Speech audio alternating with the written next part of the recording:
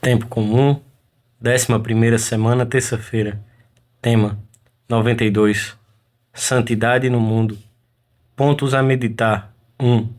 Chamada universal à santidade. 2. Devemos ser santos no lugar onde nos encontramos. A mística do Oxalá. 3. Todas as circunstâncias são boas para crescer em santidade e realizar um apostolado fecundo. Pelo sinal da Santíssima Cruz, livrai-nos Deus nosso Senhor dos nossos inimigos. Em nome do Pai, do Filho e do Espírito Santo. Amém. Meu Senhor e meu Deus, creio firmemente que estás aqui, que me vês, que me ouves. Adoro-te com profunda reverência. Peço-te perdão dos meus pecados e graça para fazer com fruto este tempo de oração. Minha Mãe Imaculada, São José, meu Pai e Senhor, meu anjo da guarda, intercedei por mim.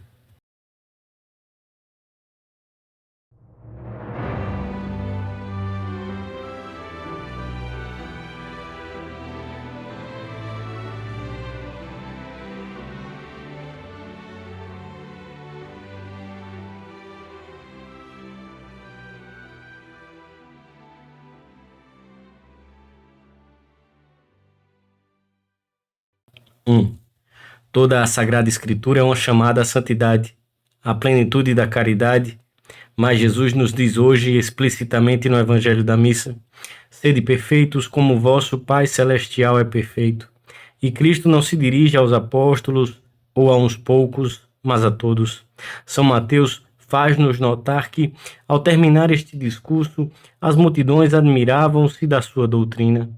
Jesus não pede a santidade unicamente ao grupo reduzido de discípulos que o acompanham por toda parte, mas a todos os que se aproximam dele, as multidões, entre as quais havia trabalhadores do campo e artesãos que se deteriam para ouvi-lo ao voltarem do trabalho, mães de família, crianças, publicanos, mendigos, doentes.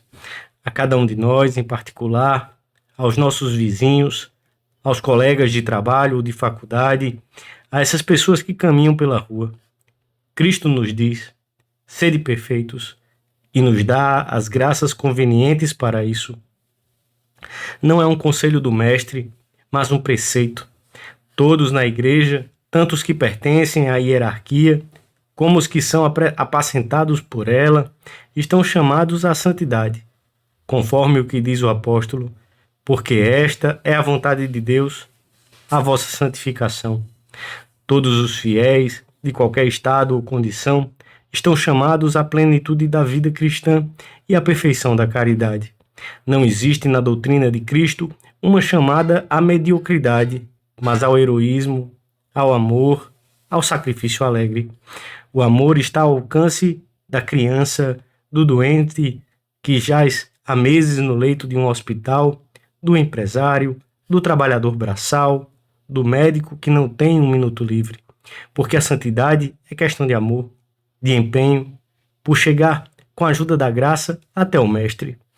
Trata-se de dar um novo sentido à vida. A santidade implica exigência, combate ao comodismo, à tibieza, ao aburguesamento e pede que sejamos heróicos, não apenas em situações extraordinárias, que pouco iremos encontrar, mas na contínua fidelidade aos deveres de todos os dias. A liturgia relembra hoje uma das palavras de São Cipriano que exortam assim os cristãos do século III.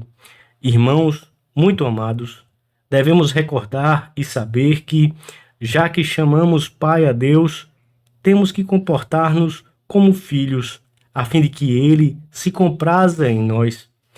Seja a nossa conduta tal qual convém à nossa condição de templos de Deus. E como ele disse: sede santos, porque eu sou santo. Pedimos e rogamos que nós, que fomos santificados no batismo, perseveremos nessa santificação inicial. E pedimos-lhe cada dia. É o que fazemos agora, nestes minutos de oração. Concedei-nos, Senhor, um vivo desejo de santidade, que sejamos exemplares nos nossos afazeres, que vos amemos cada dia mais.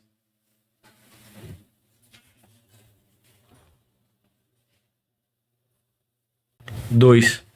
O Senhor não se contenta com uma vida interior tíbia e com uma entrega pela metade. E a todo aquele que der fruto, Ele o podará para que dê mais fruto.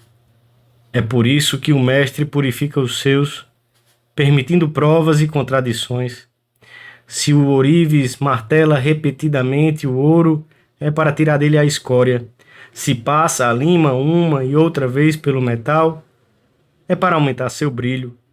O forno prova o vasilhame do oleiro, o homem prova-se na tribulação.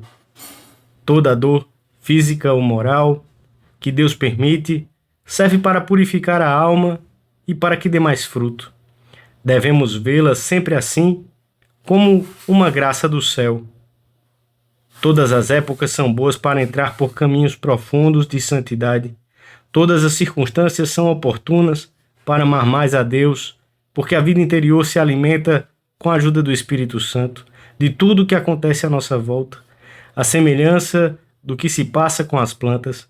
Elas não escolhem um lugar nem o meio, mas é o semeador que deixa cair as sementes neste ou naquele terreno, e ali se desenvolvem, convertendo em substância própria, com a ajuda da água que vem do céu, os elementos úteis que encontram na terra. Assim, deitam raízes e se desenvolvem.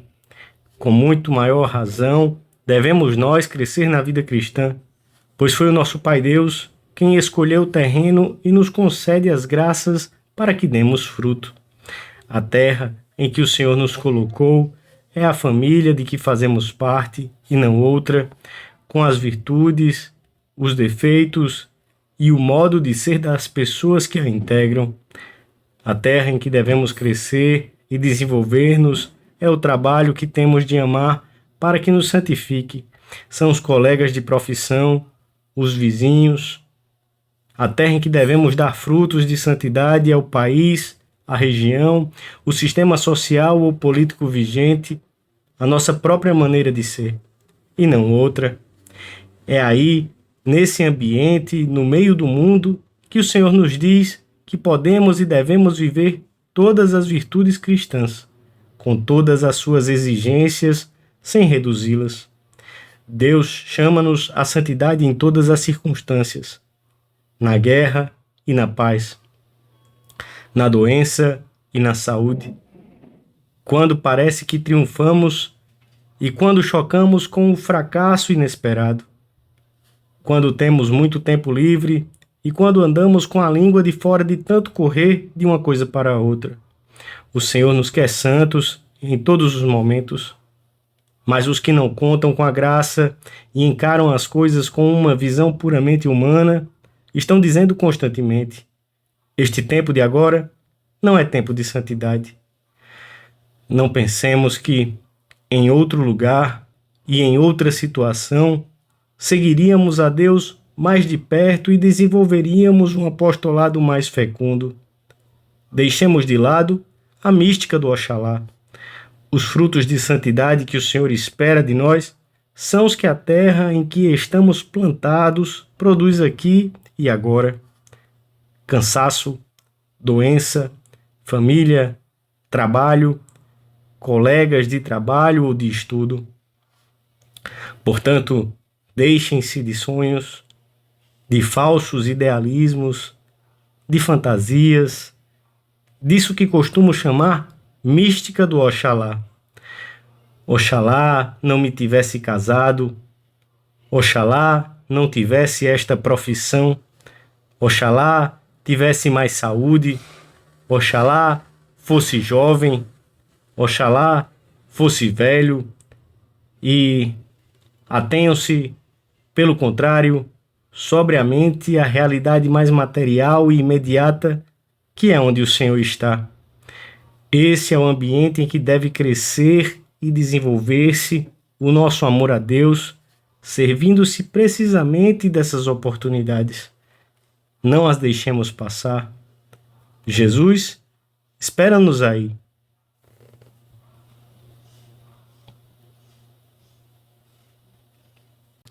Três. Se contemplássemos a vida com olhos puramente humanos, poderia realmente parecer-nos que há momentos e situações menos propícias para crescer em santidade ou para levar a cabo um apostolado fecundo. Viagens, exames, excesso de trabalho, cansaço, falta de ânimo. Ou então, ambientes duros, encargos profissionais delicados, campanhas difamatórias. Esses são, no entanto, os momentos que acompanham toda a vida normal. Pequenos triunfos e pequenas dificuldades, saúde e doença, alegrias e tristezas, preocupações, depressões, momentos de situação econômica folgada e outros de muita dificuldade. Quem não passa por eles? Se os fôssemos deixar de lado e sonhássemos apenas com dias de paz absoluta para escutar a voz de Deus e pô-la em prática, a santidade não seria para nós, mas para alguns privilegiados. Deus espera que saibamos converter essas oportunidades em motivos de santidade e de apostolado. Poremos nesses momentos mais atenção e empenho na oração diária. Sempre arranjaremos tempo, porque o amor é engenhoso. No trato com a Santíssima Trindade, com Jesus sacramentado, com a Virgem Maria, pois são ocasiões em que necessitamos de mais ajuda e só conseguimos na oração e nos sacramentos. Então as virtudes firmam-se e toda a vida interior amadurece. Também não devemos esperar por circunstâncias especiais para desenvolver uma ação apostólica eficaz. Todos os dias são bons. Qualquer ocasião é boa. Se os primeiros cristãos tivessem esperado uma conjuntura mais favorável para começarem a fermentar o ambiente em que viveram, provavelmente o mundo continuaria hoje a ser pagão na sua imensa maioria. A tarefa apostólica nunca deixará de exigir audácia e espírito de sacrifício. O lavrador deve fatigar-se antes de colher os frutos. É necessário esforço. É necessário pôr em jogo as virtudes humanas. O apostolado requer, sobretudo, constância. Perseverai, pois, com paciência, irmãos, até a vinda do Senhor. Bem vedes como o lavrador, na esperança de colher o precioso fruto da terra, espera pacientemente que venham as chuvas temporãs e serodias. Aguardai vós também com paciência e fortalecei os vossos corações. E com a constância, a generosidade para semear muito em todas as direções, ainda que não vejamos o fruto. Peçamos à Santíssima Virgem um desejo de santidade efetivo nas circunstâncias em que nos encontramos agora. Não esperemos por um tempo mais oportuno. Este é o momento propício para amarmos a Deus com todo o nosso coração, com todo o nosso ser. Dou-te graças, meu Deus, pelos bons propósitos, afetos e inspirações que me comunicaste nesta meditação. Peço-te ajuda para os pôr em prática. Minha Mãe Imaculada, São José, meu Pai e Senhor, meu anjo da guarda, intercedei por mim.